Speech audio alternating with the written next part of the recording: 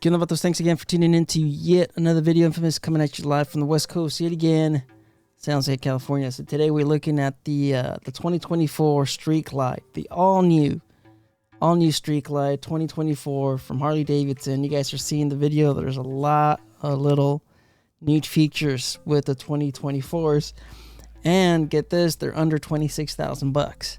So if you got yourself an ST recently, this has now devalued your bike. All right, why would you pay $29,000, $30,000 for an ST when you could get this, a far better bike, for $4,000 less, which is impressive overall. You know, I like what Harley did in 2024.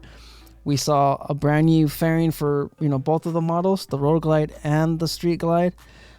We also saw a new infotainment system. These are just everything, like all the features that we saw in the CVOs are now included with the with the basic touring models. So let's go ahead and just look at the overall design. Of course, we are looking at, let's just put it here. This is the Billiard Gray, which looks pretty good. You know, it looks a little bit darker than the other ones. This looks a little bit closer to the Nardo Gray, to the Gunship Gray. So maybe Harley saw the reaction for the Lowrider S and the Lowrider STs, that the Billiard Gray looked. I didn't think it looked that great, but this one looks pretty good. It's just it's a little bit darker, so it doesn't look like a primer. It looks more like like I said, it looks more of a Gunship Nardo or Stealth Gray, but they're calling it Billiard Gray. Like I said, looks pretty impressive.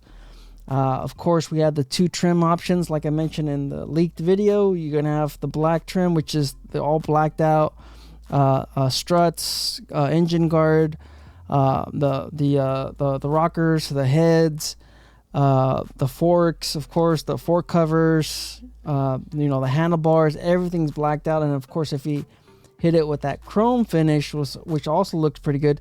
This one looks more like the other one, this gray. Is it just me? Is it just the trim that looks different?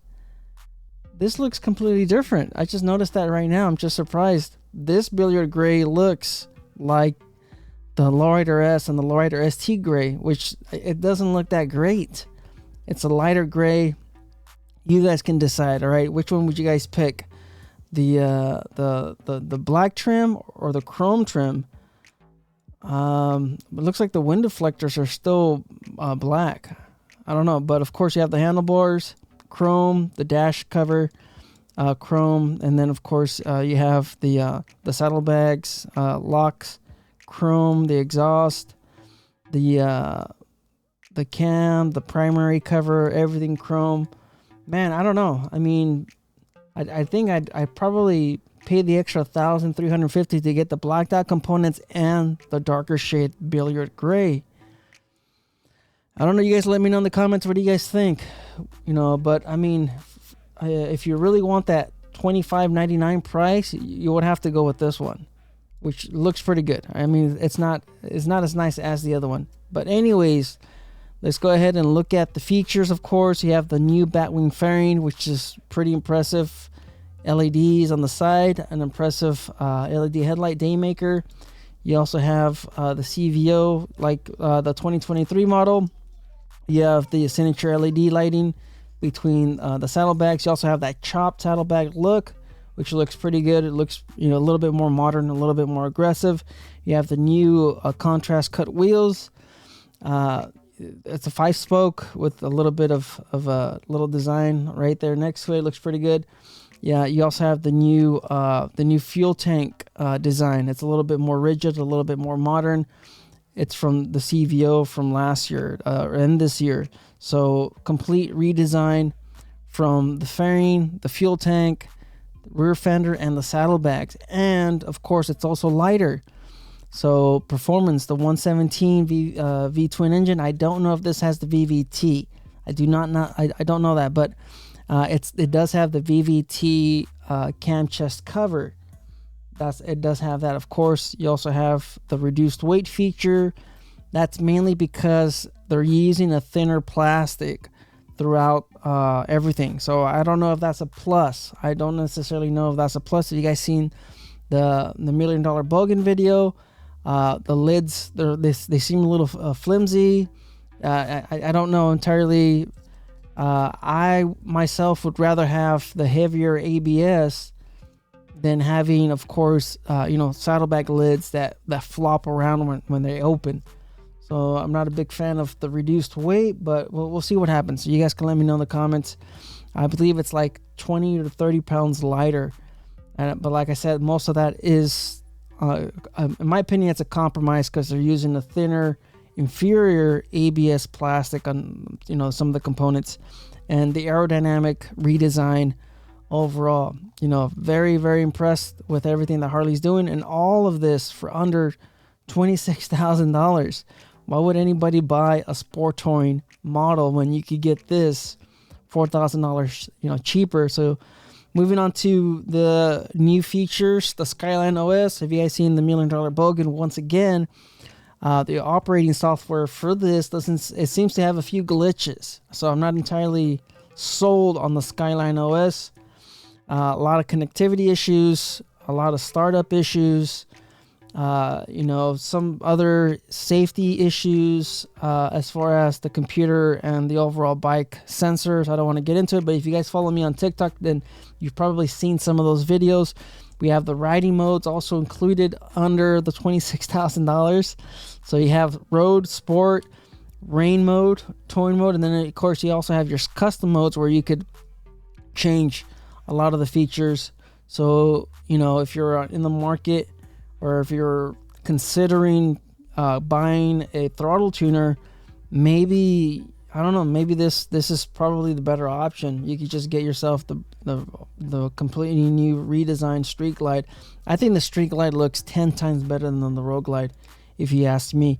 And of course, the 12.3 TFT display, massive display. You don't have the analog gauges anymore, but you could customize these. You can move them around. If you guys seen some of the other videos. But let's go ahead and look at the engine. Like I said, I don't see VVT in this. It does have the VVT cam chest cover, but if it doesn't have the VVT, I would actually put that as a pro.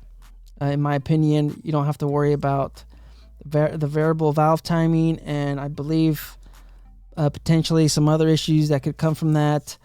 Of course, you guys seen my other video from last year. You guys could probably see maybe potentials of what's going on, but I much prefer not having the VVT, if you ask me. So you have 130 foot-pounds of torque. That's from factory. You have 105 horsepower. Once you get these unlocked and tuned properly, this could go up quite a bit. And then, of course, the torque can also go up by another 10 foot-pounds of torque. Just put in a proper tune, not the EPA tune, and not that California. A lot of these are California compliant. So, these numbers, you could increase them by about 5 to 10% with a non-California compliant tune. As far as the rider safety enhancements, a lot is included. So this is pretty much RDRS, infotainment system, riding modes, liquid cooled. These are also liquid cooled, so they're gonna run cooler. You can see the reservoir right there. That's the your coolant reservoir right there. It's just everything about these 2024s. I'm just overall impressed, man. I really like what Harley did, in 2024, and all of that, and they're able to retain the lower price, sorta. It did go up. We did see a lot of the other. The freight charges go up. A lot of the other things, they did go up. But, everybody was expecting these to hit $29,000, $30,000 with everything, the 117. Like I said, everything that's I already mentioned. Man, this looks fantastic. I'm a huge fan of the Street Glide. I just hope that they've probably addressed the fairing issue. If you guys seen the recalls from last year, the fairing has some issues at high speeds.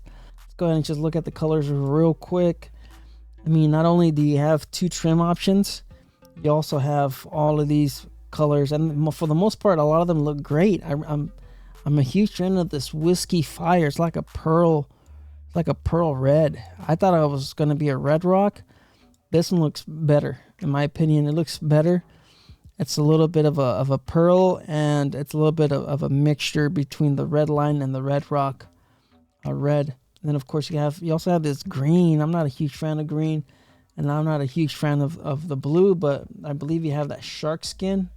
Oh, this one, I don't think this has a shark skin, but this one looks pretty close to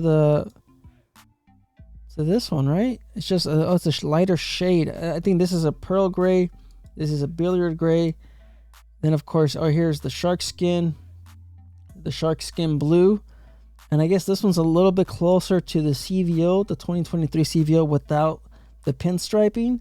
But man, you could take this to your finisher, to your painter, or to your pinstriper, and you can have them pinstripe the CVO on it.